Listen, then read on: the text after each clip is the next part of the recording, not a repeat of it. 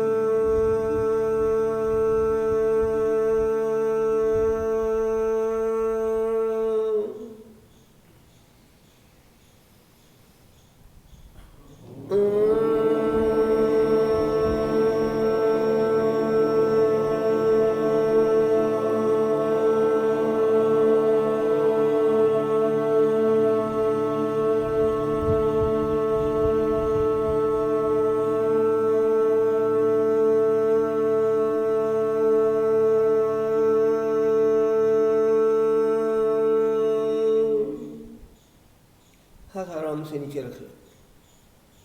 पलकें बंद ही रहने दें। सहज भाव से बह रही श्वास को अपने स्वाभाविक वेग से बहने दें। अपनी ओर से श्वास लेने, छोड़ने अथवा रोकने का प्रयास न करें। लेश मात्र भी प्रयत्न नहीं, तनिक सी भी चेष्टा नहीं, जरा सी भी कोशिश न हो। श्वास जैसा भी चल रहा है उसे अपने नितांत सहज स्वाभाविक नैसर्गिक वेग से बहने दें। श्वास की गति का भी कोई चिंतन न करें। चाहे यह तेज चले तो तेज, धीमा चले तो धीमा, चाहे लंबा चाहे छोटा, चाहे उथला चाहे गहरा, श्वास जैसा भी चल रहा है उसे अपने नितांत सहज स्वाभाविक नैसर्गिक वेग से बहने के लिए स्वाधीन छोड़ दें। श्वास की दिशा या दशा में कोई परिवर्तन लाने का प्रयास न करें। इस सहज भाव से, निष्प्रयत्न भाव से, निश्चेष्ट भाव से बह रही श्वास को साक्षी भाव से देखें, दृष्टा भाव से देखें, एक दृश्य की मानिंद देखें। स्वयं को श्वास से पृथक रखते हुए इसे किसी घटित हो रही घटना की तरह देखें। तटस्थ भाव से देखें, जैसे मानो तट पर खड़े सागर में उठ रही लहरों को देख रहे हों। ठीक वैसे ही इस देह के तल पर श्वासों के आवागमन को देखें। हमारी संपूर्ण चेतना केवल और केवल श्वास पर ही केंद्रित हो जाए। पूरी तन्मयता से, पूरी तल्लीनता से, पूरी सजगता और सतर्कता से प्रत्येक श्वास को देखें। ध्यान रहे एक भी श्वास चूकने न पाए। हमारे जाने बगैर न कोई श्वास अंदर आए, हमारे जाने बगैर न कोई प्रश्वास बाहर जाए।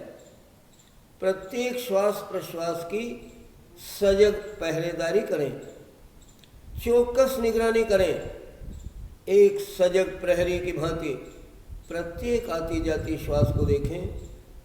हमारी संपूर्ण चेतना केवल और केवल श्वास पर ही घनीभूत हो जाए। एक भी श्वास हमारी चेतना से विलुप्त न होने पाए। अपनी इस संपूर्ण श्वसन प्रक्रिया को दो भागों में विभाजित कर देख लें। दो भिन्न भिन्न घटनाएं इस संपूर्ण श्वसन प्रक्रिया का अभिन्न अंग है। श्वास का अंदर आना, प्रश्वास का बाहर चला जाना, वायु की दो सर्वथा विपरीत गतियां, दो सर्वथा विपरीत दिशाएं, दो सर्वथा विपरीत प्रवाह, इन्हें एक दूसरे से पृथक पृथक कर देख लें, अलग अलग कर जांच लें, परख लें, परीक्षण कर लें। इन्हें भली भांति एक दूसरे से अलग अलग पहचान लें। जब श्वास अंदर आ रही है तो उसे अंदर आते हुए अनुभव कर लें, और जब प्रश्वास बाहर जा रही है तो उसे बाहर जाते हुए अनुभव कर लें। जब श्वास अंदर आ रही है तो वायु बाहर से देह के भीतर की दिशा में प्रवाह कर रही है, और इसके ठीक विपरीत जब प्रश्वास जा रही है तो वायु देह के भीतर से बाहर की दिशा में गति कर रही है। इन दोनों सर्वथा विपरीत गतियों को, सर्वथा विपरीत दिशा के प्रवाहों को एक दूसरे से पृथक पृथक कर देख लें, अलग अलग कर जांच लें, परख लें, परीक्षण कर लें। इन्हें भली भांति एक दूसरे से अलग अलग पहचान लें। जब श्वास अंदर आ रही है तो वायुमंडल में व्याप्त वायु देह में प्रवेश करती जा रही है, और वह देह में ही घुल मिल जा रही है, विलय होती जा रही है, समाती जा रही है। जब प्रश्वास बाहर आ रही है तो देह में व्याप्त वायु देह से निर्गमन करती जा रही है, नासिका छिद्रों से बहिर्गमन कर वायुमंडल में प्रवेश पाते ही यह तत्क्षण ही उसी में घुल मिल जा रही है, विलय होती जा रही है, समाती जा रही है। अंदर आने के पूर्व तक जो वायु इस वायुमंडल का अभिन्न अंश थी, जिसका अपना वायुमंडल में कोई पृथक अस्तित्व नहीं था, किंतु देह में प्रवेश करते ही अब यह वायुमंडल से पृथक होकर हमारी नितांत निजी, अब हमारी अपनी वैयक्तिक बनकर हमारी इस देह के एक एक कण कण में व्याप्त होती जा रही है, एक एक रोम छिद्र में समाती जा रही है, एक एक अणु परमाणु में विलय होती जा रही है। कुछ इस कदर यह अंदर आई हुई वायु हमारे समूचे अस्तित्व के एक एक अंश अंश में घुल मिल गई है कि इस अंदर आई हुई वायु का अब देह से पृथक अपना कोई अस्तित्व शेष नहीं रहा। यह देह का ही एक अभिन्न अंश बन चुकी है। देह से निर्गमन के पूर्व तक जो वायु इस देह का अभिन्न अंश थी, जिसका अपना देह से पृथक कोई अस्तित्व नहीं था, किंतु देह से निर्गमन करते ही, नासिका छिद्रों से बहिर्गमन करते ही यह देह से मुक्त हो रही है, और वायुमंडल में प्रवेश पाते ही यह तत्क्षण ही उसी में घुल मिल जा रही है, विलय होती जा रही है, समाती जा रही है। कुछ इस कदर यह बाहर आई हुई वायु इस समूचे वायुमंडल में ही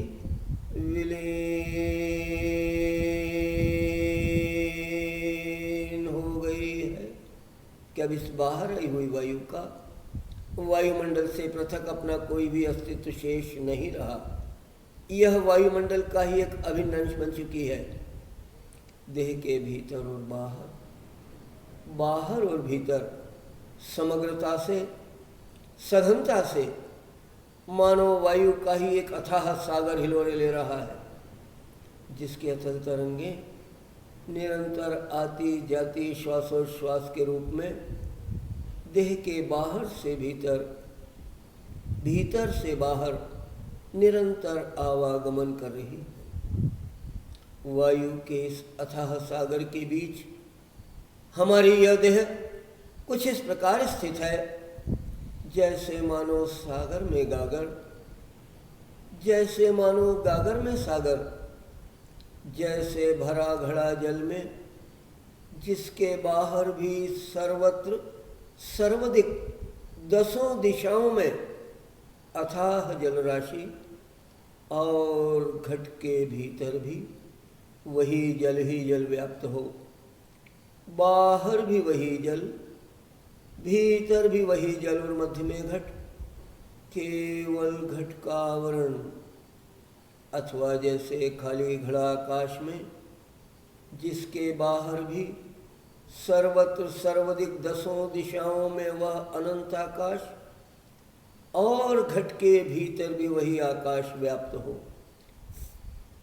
बाहर भी वही आकाश, भीतर भी वही आकाश, और मध्य में घट, केवल घट का आवरण। ठीक वैसे ही इस देह के बाहर भी सर्वत्र सर्वदिक दसों दिशाओं में वह सर्वव्यापक वायु, और वही वायु देह के भीतर भी, देह के कण कण में, रोम रोम में व्याप्त है। बाहर भी वही वायु, भीतर भी वही वायु, और मध्य में देह, केवल देह का आवरण। यही सर्वव्यापक वायु निरंतर आती जाती श्वासोच्छ्वास के रूप में तरंगों की तरह देह के बाहर से भीतर, भीतर से बाहर निरंतर आवागमन कर रही। जैसे सागर के जल में उठ रही तरंगे गागर के जल को भी तरंगित कर देती हूँ, अथवा गागर के जल में उठी तरंगे सागर के जल को, ठीक वैसे ही वायुमंडल में व्याप्त वायु देह में, और देह में व्याप्त वायु वायुमंडल में निरंतर आती जाती श्वासोच्छ्वास के रूप में तरंगों की तरह देह के बाहर से भीतर, भीतर से बाहर निरंतर आवागमन कर रही। मानो उस भरे घड़े की तरह हम बाहर से भी पूर्ण और भीतर से भी परिपूर्ण हैं, अथवा मानो उस खाली घड़े की तरह हम बाहर से भी रिक्त और भीतर से भी रिक्त हैं। यही परिपूर्णता, यही रिक्तता प्रत्येक आती जाती श्वासोच्छ्वास के साथ निरंतर देह के बाहर भीतर, भीतर बाहर प्रकट हो रही है। आती जाती वायु के इन प्रवाहों के साथ अपना समूचा मानस, अपनी संपूर्ण चेतना को एकाकार कर दें, समरूप कर दें, संयुक्त कर दें।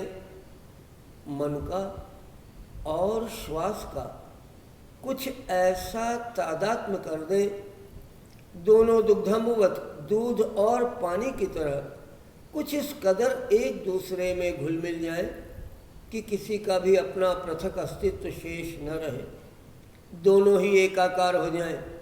श्वास ही मानो मन बन जाए, मन ही मानो श्वास हो जाए, मानो श्वास नहीं वायु का स्वरूप धारण कर हम स्वयं अपनी देह में प्रवेश करते जा रहे हैं, और इस देह के एक एक कण कण में मानो हम स्वयं व्याप्त होते जा रहे हैं।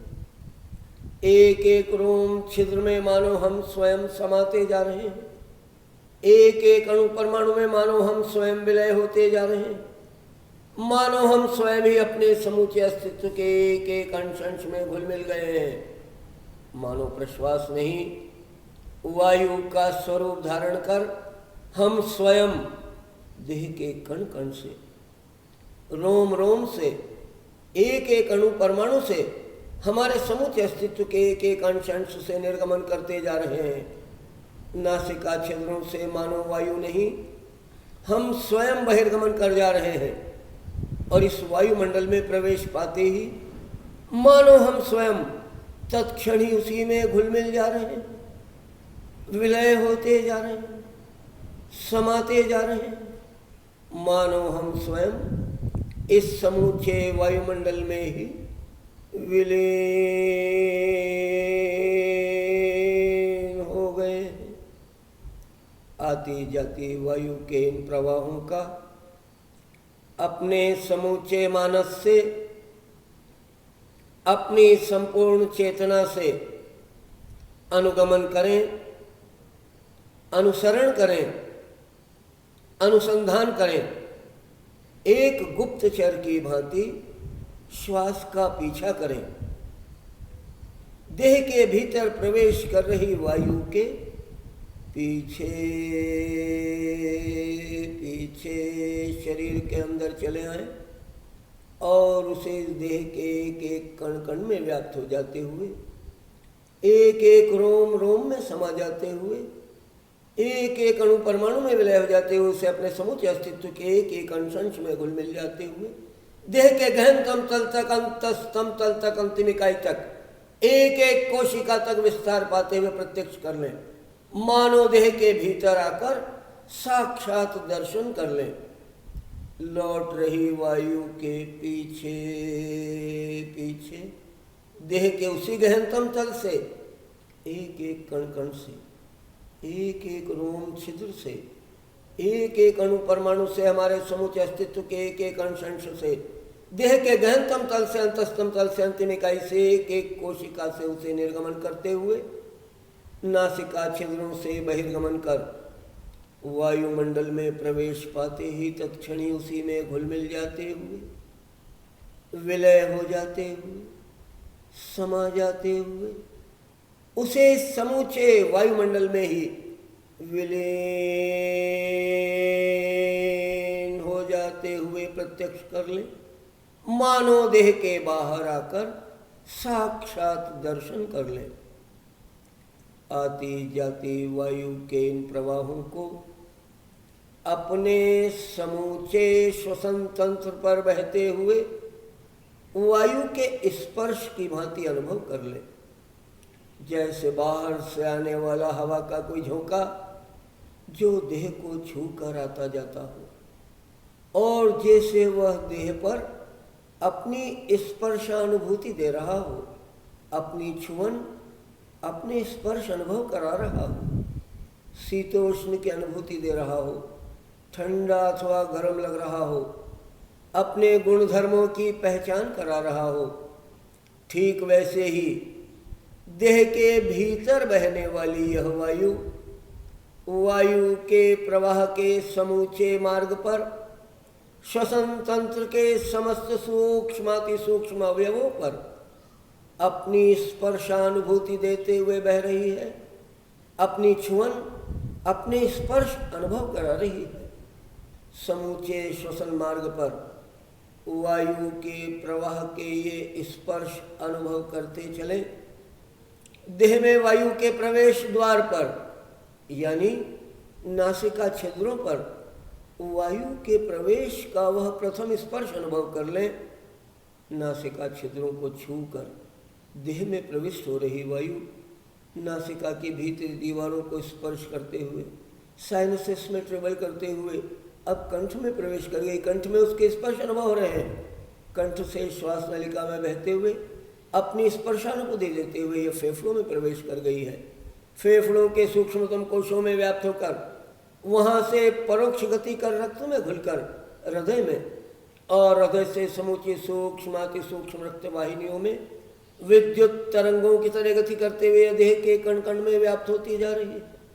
रोम रोम में समाती जा रही है, अणु परमाणु में विलय होती जा रही, हमारे समूचे अस्तित्व के एक एक अंश में घुल मिल जा रही है। देह के गहनतम तल तक, अंतस्तम तल तक, अंतिम इकाई तक, एक एक कोशिका तक विस्तार पा रही है। देखें किस प्रकार लौटने वाली वायु देह के उसी गहनतम तल से, एक एक कण कण से, एक एक रोम छिद्र से, एक एक अणु परमाणु से, हमारे समूचे अस्तित्व के एक एक अंश से, देह के गहनतम तल से, अंतस्तम तल से, अंतिम इकाई से, एक एक कोशिका से पुनः रक्त में घुलकर अब समूची सूक्ष्माति सूक्ष्म रक्त वाहिनियों में विपरीत दिशा से चुंबकीय तरंगों की तरह गति करते हुए लौट रही है हृदय की ओर। एक एक कण कण से उठने वाली तरंगें, एक एक रोम रोम से उठ रही तरंगें समूची सूक्ष्माति सूक्ष्म रक्त वाहिनियों में विपरीत दिशा से बहती चुंबकीय तरंगें हृदय में घनीभूत होती तरंगें हृदय से लौट रही है फेफड़ों की ओर। फेफड़ों से श्वास नलिका में बहते हुए अपनी स्पर्शानुभूति देते हुए कंठ में आ गई है, कंठ से साइनसेस में घूमते हुए नासिका में और नासाद्वार को छूते हुए देह से बाहर चली जा रही है। केवल मात्र इन्हीं प्रवाहों का चिंतन करें, मनन करें, दर्शन करें। पूरे मार्ग पर एक एक मोड़ पर, एक एक पड़ाव पर, एक एक सूक्ष्म से सूक्ष्म अंग तक, देह के गहनतम तल तक, अंतस्तम तल तक, अंतिम इकाई तक, एक एक कोशिका तक विद्युतीय तरंगों की तरह देह में वायु के विस्तार को प्रत्यक्ष कर लें। देह के कण कण से, रोम रोम से, एक एक अणु परमाणु से, हमारे समूचे अस्तित्व के एक एक अंश अंश से उठने वाली चुंबकीय तरंगों को समूची सूक्ष्माति सूक्ष्म रक्त वाहिनियों में विपरीत दिशा से बहते हुए लौट कर हृदय में घनीभूत होते हुए हृदय से फेफड़े, फेफड़ों से श्वास नली से कंठ, कंठ से नासिका, नासाद्वार को छूते हुए देह से निस्तार कर जाते हुए प्रत्यक्ष कर लें। पुनः पुनः पूरे मार्ग पर वायु का पीछा करें, देखते चलें किस प्रकार अंदर आ रही वायु नासिका से कंठ, कंठ से श्वास नली से फेफड़े, फेफड़ों से हृदय, हृदय से पलक झपकते विद्युत तरंगों की तरह समूची सूक्ष्माति सूक्ष्म रक्त वाहिनियों में बहते हुए देह के कण कण में व्याप्त होती जा रही है, रोम रोम में समाती जा रही, अणु परमाणु में विलय होती जा रही, हमारे समूचे अस्तित्व के एक एक अंश अंश में घुल मिल जा रही, देह के गहनतम तल तक, अंतस्तम तल तक, अंतिम इकाई तक, एक एक कोशिका तक विस्तार पा रही है। और लौटने वाली वायु देह के उसी गहनतम तल से, एक एक कण कण से, एक एक रोम छिद्र से, एक एक अणु परमाणु से, हमारे समूचे अस्तित्व के एक एक अंश अंश से, देह के गहनतम तल से, अंतस्तम तल से, अंतिम इकाई से, एक एक कोशिका से पुनः रक्त में घुलकर समूची सूक्ष्माति सूक्ष्म रक्त वाहिनियों में विपरीत दिशा से चुंबकीय तरंगों की तरह गति करते हुए लौट कर हृदय में घनीभूत हुई है, हृदय से लौट रही है फेफड़ों की ओर, फेफड़ों से श्वास नली से कंठ, कंठ से नासिका, नासाद्वार को छूते हुए देह से निस्तार कर जा रही है। आने वाली प्रत्येक श्वास के साथ देह में वायु के विस्तार को प्रवेश से गंतव्य तक, नासिका से कोशिका तक, पूरे मार्ग पर विद्युतीय तरंगों की तरह बहते हुए प्रत्यक्ष कर लें। और लौटने वाली प्रत्येक प्रश्वास के साथ देह से वायु के निस्तार को देह में वायु के उद्गम से निर्गम तक, कोशिका से नासिका तक, पूरे मार्ग पर विपरीत दिशा से चुंबकीय तरंगों की तरह बहते हुए प्रत्यक्ष कर लें। आने वाली प्रत्येक श्वास कुछ इस प्रकार देह के कण कण में व्याप्त होती जा रही है, रोम रोम में समाती जा रही है, अणु परमाणु में विलय होती जा रही है। जैसे हवा के भरने से गुब्बारा फूलता जा रहा हो, मानो शरीर की एक एक कोशिका, एक एक रोम रोम गुब्बारे की तरह फूलता जा रहा है। और लौटने वाली वायु देह के उसी गहनतम तल से, एक एक कण कण से, एक एक रोम छिद्र से, एक एक अणु परमाणु से, हमारे समूचे अस्तित्व के एक एक अंश अंश से कुछ इस कदर निर्गमन करती चली जा रही है जैसे हवा के निकल जाने से गुब्बारा सिकुड़ता जा रहा हो। मानो शरीर की एक एक कोशिका, एक एक रोम रोम संकुचित होता जा रहा है मानो सिकुड़ता जा रहा है। किंतु इन क्षणों में भी ध्यान रहे, यथार्थ में न विस्तार का प्रयत्न करें, न संकुचन की चेष्टा, न श्वास लेने का प्रयत्न हो, न छोड़ने की चेष्टा।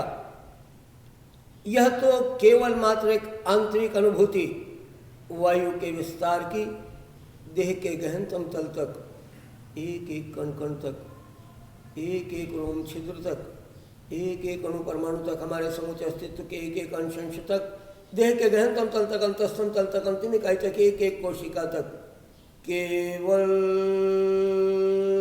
संकल्प मात्र से विद्युती तरंगों की तरह देह में वायु के विस्तार को प्रत्यक्ष कर लें।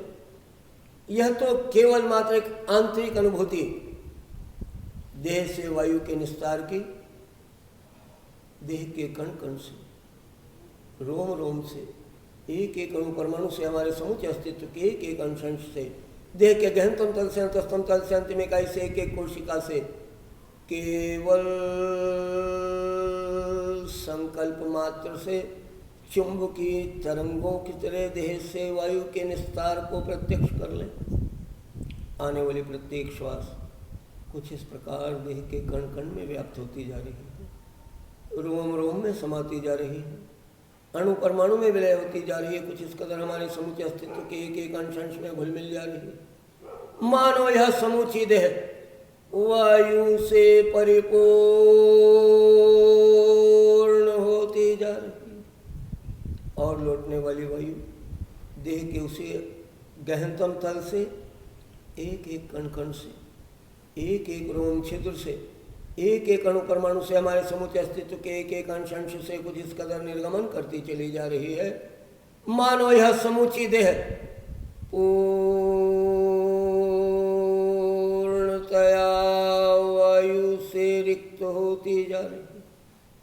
एक पल जब श्वास अंदर आ रही है तो वह देह पर परिपूर्णता की अनुभूति दे रही है, किंतु अगले ही पल जब प्रश्वास बाहर चली जा रही है तो यह देह पर विपरीत अनुभूति, रिक्तता का आभास दे रही है। श्वासों के ये प्रवाह सतत निरंतर धारा प्रवाह अविराम भाव से बह रहे हैं। एक पल श्वास का अंदर आना तो अगले ही पल प्रश्वास का बाहर चला जाना, एक पल प्रश्वास का बाहर जाना तो अगले ही पल पुनः पुनः लौट लौट कर श्वास का आना। आने वाली प्रत्येक श्वास के साथ अनुभव में आने वाली परिपूर्णता अगले ही क्षण जाने वाली प्रश्वास के साथ विपरीत अनुभूति रिक्तता के अनुभव में बदलती जा रही है।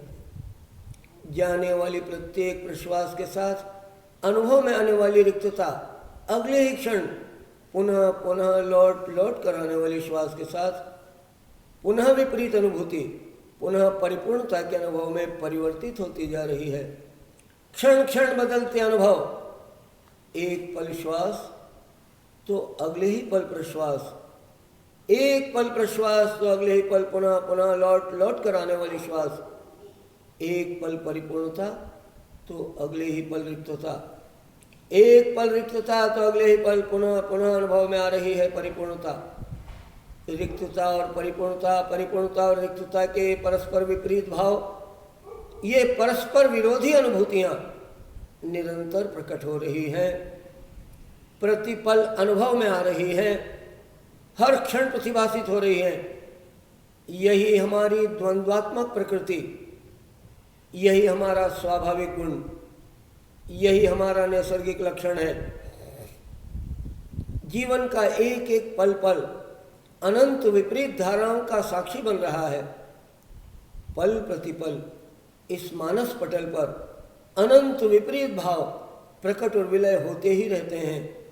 कभी सुख, कभी दुख, कभी धूप, कभी छांव, कभी शीत, कभी उष्ण, कभी राग, कभी द्वेष, कभी आशा, कभी निराशा, कभी आना, कभी जाना।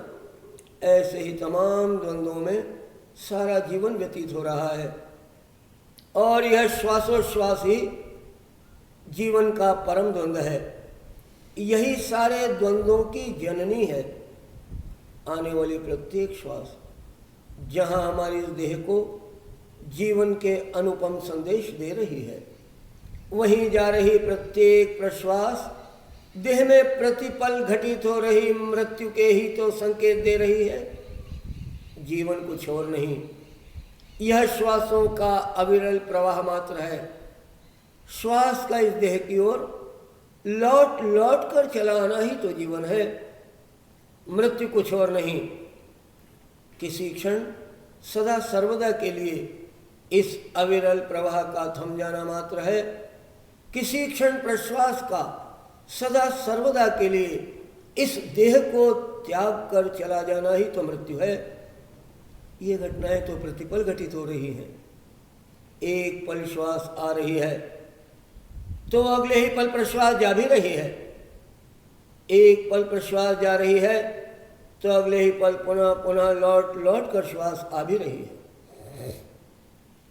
आने वाली प्रत्येक श्वास जहां हमारी इस देह में कुछ नवीन कोशिकाओं को जन्म दे रही है, देह के गहनतम तल पर सूक्ष्मतम तल पर पल प्रतिपल नवजीवन घटित हो रहा है। वहीं जा रही प्रत्येक प्रश्वास देह में प्रतिपल मृत हो जा रही कोशिकाओं के ही तो संदेश दे रही है। देह के उसी गहनतम तल पर, उसी सूक्ष्मतम तल पर पल प्रतिपल मृत्यु भी घटित हो रही है। हमारे समूचे जीवन काल में अनंत बार घटित होने वाली इन जीवन और मृत्यु की घटनाओं को प्रत्यक्ष कर लें। अपने ही श्वासोच्छ्वास के रूप में अपने ही जीवन और अपनी ही मृत्यु का साक्षात्कार कर लें। हर आती श्वास के रूप में जीवन और हर जाती प्रश्वास के रूप में मृत्यु का बोध कर लें। यही सतत निरंतर धारा प्रवाह अविराम भाव से बह रहा काल का अनंत प्रवाह है। एक पल श्वास का अंदर आना तो अगले ही पल प्रश्वास का अनिवार्य रूप से बाहर चला जाना। एक पल प्रश्वास का बाहर जाना तो अगले ही पल पुनः पुनः लौट लौट कर श्वास का आना। ठीक वैसे ही जैसे हर जन्म के बाद अनिवार्य रूप से घटित होने वाली मृत्यु और हर मृत्यु के पुनः पुनः पश्चात कर्मानुसार घटित होने वाला पुनर्जन्म, पुनरपि जन्मम पुनरपि मरणम पुनरपि जननी जठरे शयनम। अनादिकाल से है जीव देह भाव से जुड़कर निरंतर ऐसे ही काल के चक्र में भ्रमण कर रहा है। किंतु यह जो देह के बाहर से भीतर, भीतर से बाहर वायु का आवागमन प्रकट हुआ है, वह सर्वव्यापक वायु जो भीतर बाहर एक समान सदा सर्वदा से सदा सर्वदा के लिए सर्वत्र विद्यमान है, केवल देह भाव के कारण, केवल इस देह के वृत्त के कारण, केवल इस देह के घेरे के कारण बाहर से भीतर, भीतर से बाहर आवागमन करती हुई प्रतीत हो रही है। वरना यथार्थ में यह सर्वव्यापक वायु न कहीं से आ रही है न कहीं जा रही है, न इसका कहीं कोई उद्गम न कहीं कोई गंतव्य है, न कहीं कोई आगाज न कहीं कोई मंजिल है, न कहीं कोई प्रारंभ न कहीं कोई अंत है। यह तो असीम विराट अनादि और अनंत है। इस असीम विराट अनादि अनंत प्राण की ऊर्जा को पहचाने जो पल प्रतिपल श्वासोश्वास बनकर इस देह पर प्रकट हुई है, जो इस देह के अस्तित्व का आधार है, देह को धारण कर रही है, किंतु यह देह के बंधनों से सर्वथा मुक्त देहातीत है। इस देह के अस्तित्व में आने के पूर्व भी यह यहाँ ऐसे ही मौजूद थी जैसी यह देह के साथ है, और देह के न रहने पर भी यथारूप रहने वाली है। इसका अंश मात्र भी देह के साथ घटता बढ़ता नहीं। यह जो नित्य निरंतर आती जाती श्वासोश्वास के रूप में काल के अनंत प्रवाह का बोध करा रही है। काल की गणना आयु की गणना का आधार है, किंतु यह काल के बंधनों से भी सर्वथा मुक्त कालातीत है। सृष्टि के आदिकाल से इन वर्तमान क्षणों तक और इन वर्तमान क्षणों से उस अदृश्य अनंत भविष्य तक यह सदा सर्वदा के लिए सर्वत्र विद्यमान है। इसका कोई भूत नहीं, कोई भविष्य नहीं, यह सदा सर्वदा केवल और केवल वर्तमान है। यह जो नित्य निरंतर आती जाती श्वासोच्छ्वास के रूप में इस जड़ देह को चैतन्य बना रही है, जो इस जड़ देह में स्वयं चेतना रूप होकर उपस्थित है, उसे चलायमान रख रही है, जीवंत बनाए हुए है। यही वायुमंडल में वायु रूप तरंगित होकर समूची जड़ प्रकृति को चैतन्य बना रही है। यह स्वयं इस जड़ प्रकृति में चेतना रूप होकर उपस्थित है, उसे चलायमान रख रही है, जीवंत बनाए हुए है। किंतु यह इस त्रिगुणात्मिका प्रकृति के बंधनों से भी सर्वथा मुक्त गुणातीत है, सत्व रजस तम से परे, उत्पत्ति स्थिति और लय से भी परे, न कहीं उत्पन्न हो रही न कहीं विलय हो रही है। पंच तत्वों से रचे इस समूचे जड़ जगत की सारी भौगोलिक सीमाओं से भी यह सर्वथा मुक्त है। पृथ्वी जल अग्नि वायु से परे, इस वायुमंडल से भी परे, उस अनंत आकाश में, उस परम शून्य में, उस विराट अनंत में, उस अंतरिक्ष में, उस निर्वायु प्रदेश में, उस शून्य क्षेत्र में यही सूक्ष्म तरंगों की तरह व्याप्त है।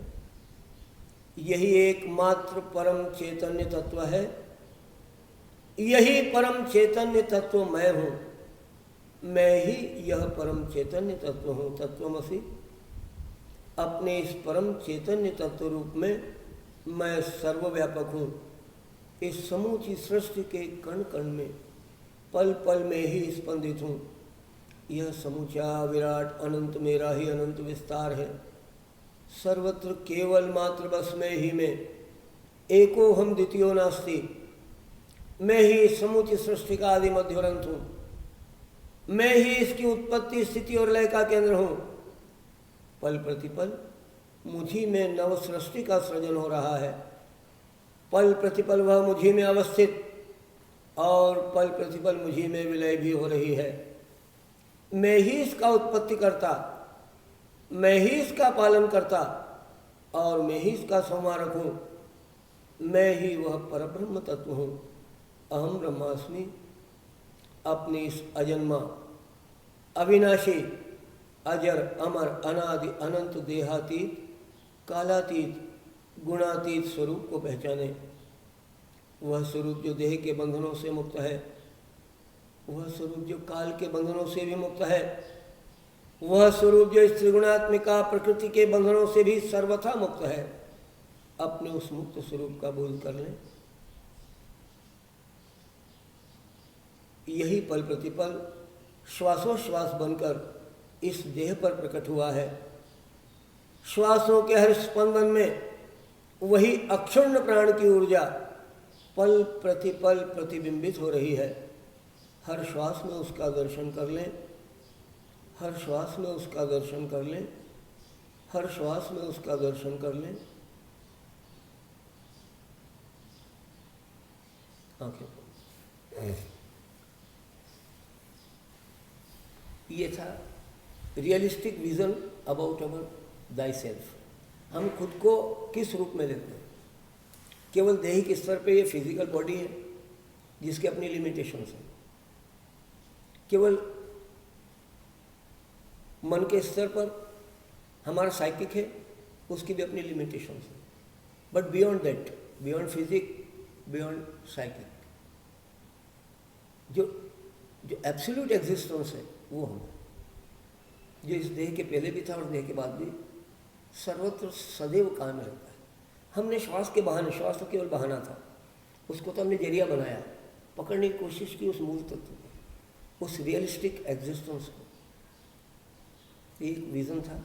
वास्तव में प्राण को, जिसको हम आगे काबू करने की बात करना चाह रहे हैं, जो इस पूरे सेशन का सब्जेक्ट मैटर मेन, प्राण की अवधारणा जब तक स्पष्ट नहीं मन में, जब तक उसका रियलिस्टिक विजन नहीं है, तब तक हमारी सारी कोशिशें बेकार चली जाएंगी। अगर अपनी कोशिशों को पूरी सफलता तक ले जाना है तो ये विज़न नितांत ज़रूरी है कि हम किसके लिए कर रहे हैं, क्यों कर रहे हैं, क्या करना है। इन सवालों का जवाब पहले ही मिल जाना चाहिए। तो कल अपन बात की थी कि जिस श्वास जो कि इसका बाह्य स्वरूप है, जैसे हम गाड़ियाँ चलाते हैं, हम गाड़ी रन कर रहे हैं, स्पीड ब्रेकर आया, गाड़ी की स्पीड कम करनी पड़ेगी। एग्जैक्टली। तो हम लोग क्या करते हैं, ऐसा तो नहीं कि गाड़ी को चला कौन रहा है, द व्हील्स, पहिए घूम रहे हैं तभी ना गाड़ी चल रही। पहिए घूमना बंद होंगे तो गाड़ी बंद होगी, रुकेगी तो तभी। जब पहिए रुकेंगे तो हम गाड़ी से कूदते हैं और पहिया पकड़ते हैं। क्या हम ऐसा कुछ करते हैं? हम तो एक मैकेनिज्म है, ब्रेक लीवर को प्रेस किया, ऑटोमेटिकली वो पूरा सिस्टम एक्टिवेट होता है, ड्रम्स जकड़ दिए जाते हैं, गाड़ी ठहर जाती है। जैसे उस लीवर को एक्टिवेट करते ही पूरा सिस्टम एक्टिवेट होता है, ऐसे हमारी ब्रीदिंग, ये जैसे चलती है वैसे हमारे प्राण के प्रवाह चलते हैं, वैसे हमारे, और उसी के अधीन, मन के अधीन ही प्राण की गति है।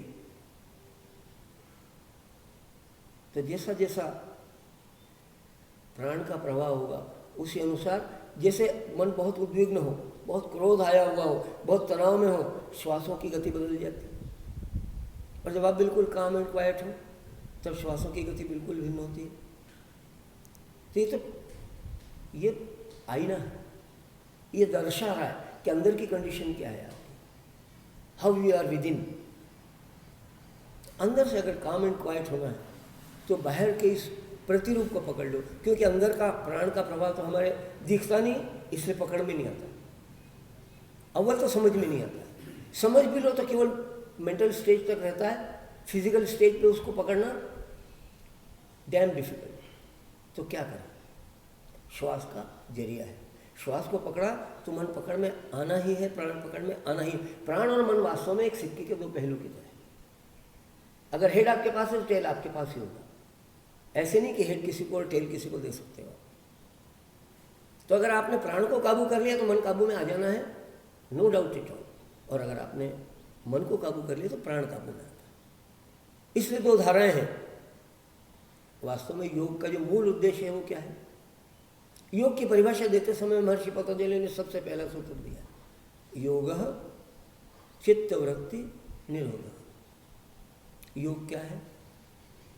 निरंतर प्रवर्तमान रहने वाला चित्त, एवर मूविंग एलिमेंट है ये, कभी भी नहीं ठहरता, स्वप्न में भी नहीं, नींद में भी नहीं, कॉमा में भी नहीं। हम एनालाइज नहीं कर पाते होंगे उसके रिएक्शंस से, नहीं तो कॉमा में भी मन तो काम करता है, वो नहीं ठहरता। तो ये जो एवर मूविंग एलिमेंट है, how we can command it, उसके प्रवाहों को रोकना, निरोध, बैरियर्स लगाना, मार नहीं देना, खत्म नहीं, उसके एग्जिस्टेंस को खत्म नहीं कर सकते, बैरियर्स लगाना है। जैसे कोई अपराधी हो, वो समाज में अपराध फैला रहा हो तो प्रशासन क्या करता है?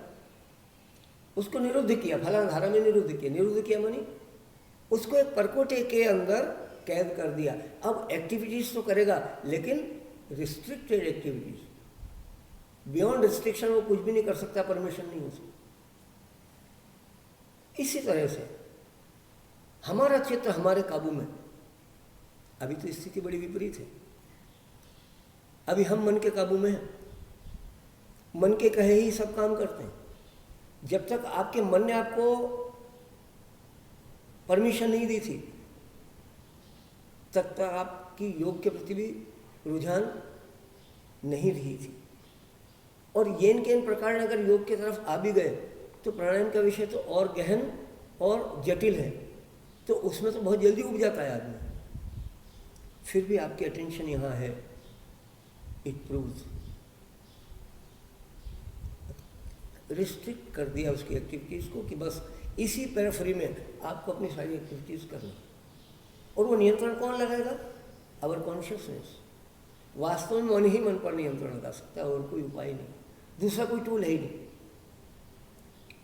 आपके ब्रेन की एक्टिविटीज़ को जो पूरे फिजिक को कंट्रोल कर रही है, कौन कंट्रोल करेगा? ब्रेन ही कंट्रोल करेगा, और तो कोई दूसरा उपाय है नहीं। मने वो मनुष्य नाम कारण बंध मोक्ष का क्या विजन था उन लोगों का। हम तो फिजिकली अब डिस्क्राइब कर रहे हैं सब कुछ चीज़ें, उन्होंने पहले सब कुछ डिस्क्राइब कर दिया कि कैसे सब ये काम करता है। तो योगा चित्त वृत्ति निरोध, चित्त की वृत्तियों को, इस निरंतर एवर मूविंग एलिमेंट को कंट्रोल करना। अगर जंगली घोड़ा, उस पर रास साधना बड़ा मुश्किल है, कई बार पटक देगा आपको, लेकिन जब अच्छा सारथी उसको ट्रेन कर देता है तब फिर वो आपको अपने मन चाही जगह पहुंचा सकता है। लेकिन तब तक ट्रेनिंग की ज़रूरत है, ऐसे इसको भी ट्रेन करने की ज़रूरत है। ये अगर हमारे कमांड्स में चलता है तो इतनी अलौकिक शक्ति है, अकूत शक्ति मन में।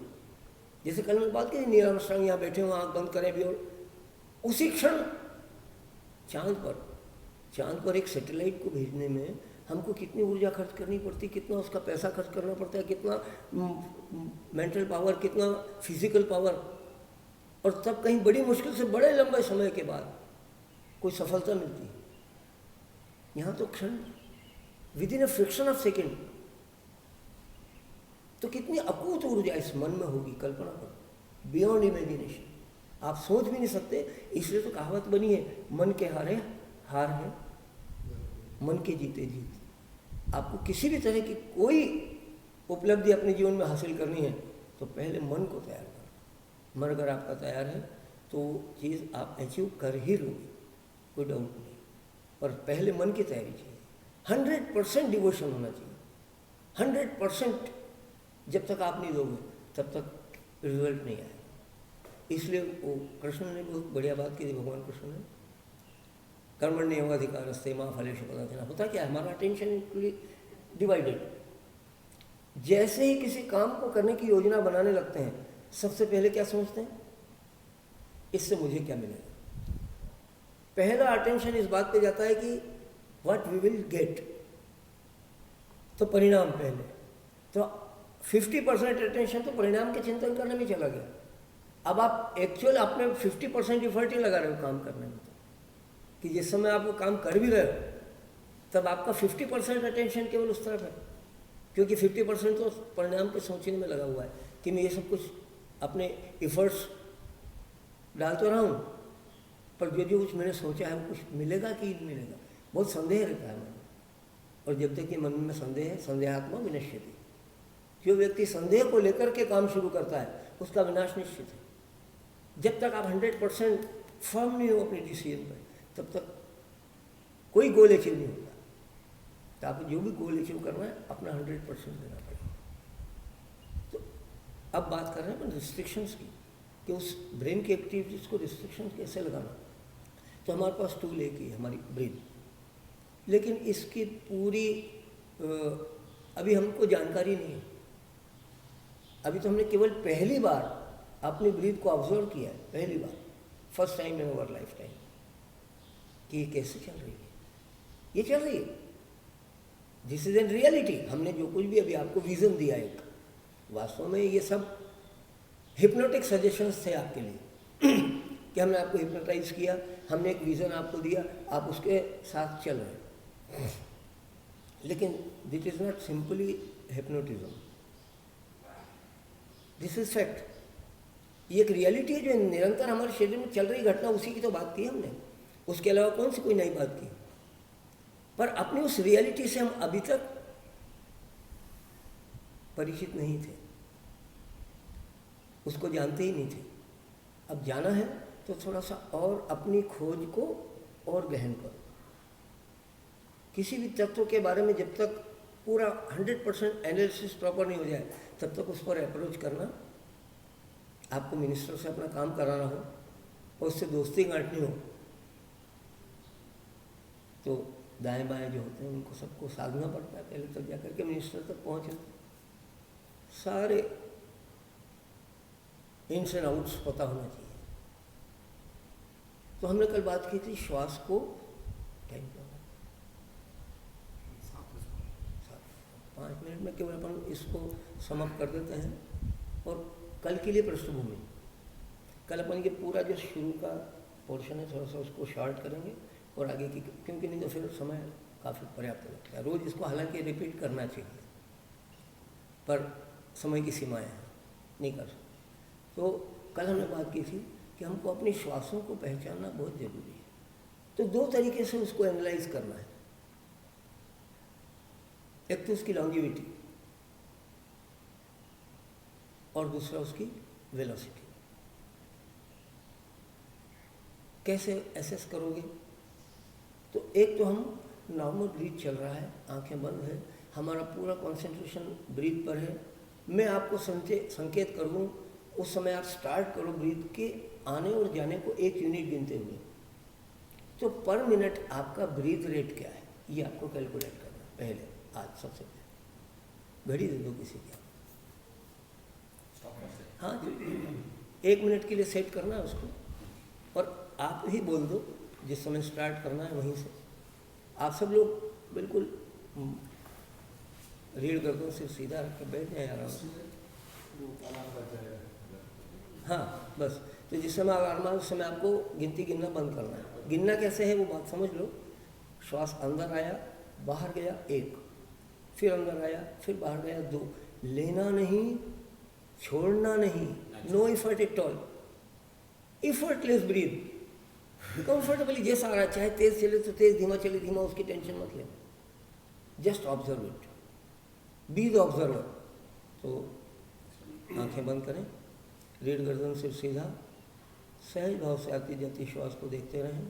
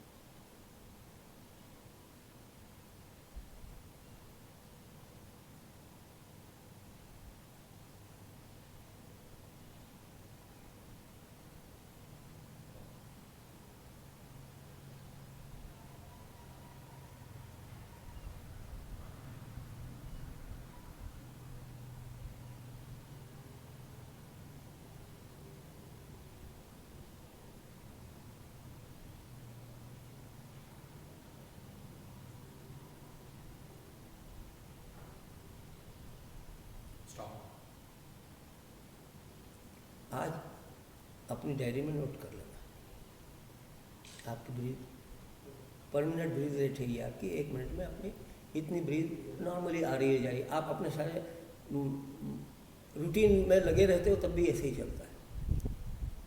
थोड़ा सा इससे थोड़ा फास्ट होता होगा जब एक्टिव होते हो, अभी हम इनएक्टिव हैं थोड़ा सा, पर हमको अब परिणामों को भी एनालाइज करना है। तो आज आप नोट कर लेना अपनी ब्रीथ रेट। अपन 15 दिन का शिविर पूरा होगा तब फिर एक बार एग्जामिन करेंगे क्या परिवर्तन आता है। अगर परिवर्तन आता है तो हम जिस रास्ते पे चलें, देखिए किसी भी रास्ते पे चलो, घर से अगर कदम बाहर निकाला है तो गोल पता होना चाहिए, मैपिंग परफेक्ट होनी चाहिए। ये 2 चीज़ अगर प्रॉपर है, एक तो आपका टारगेट फिक्स है कहाँ जाना है, एंड देन मैपिंग प्रॉपर है किस रास्ते से जाना है, तो फिर सब कुछ संभव है। तो आज हमको पता है, हमने अपने ब्रीथ रेट काउंट की। 15 दिन बाद अगर कुछ पॉजिटिव इम्पैक्ट्स आते हैं देन कम होनी चाहिए। हाँ ऑफ कोर्स हम उसमें अब वो भी समझें। हमने एक उदाहरण से समझा था बात को, कुत्ते के और कछुए के रेस्पिरेटरी सिस्टम को कंपेयर किया था। एक कुत्ते की आयु क्यों कम है कि उसका ब्रीदिंग बहुत फास्ट है, और एक कछुए की आयु क्यों ज़्यादा है क्योंकि उसका ब्रीदिंग बहुत स्लो। तो वास्तव में उम्र का रहस्य हमारे जेनेटिक सिस्टम में कोड लैंग्वेज में स्टोर्ड है।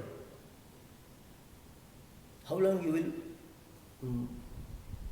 Live, what will be span of life, वो सब कोड लैंग्वेज में हमारे जेनेटिक सिस्टम में रिकॉर्डेड है, प्री रिकॉर्डेड।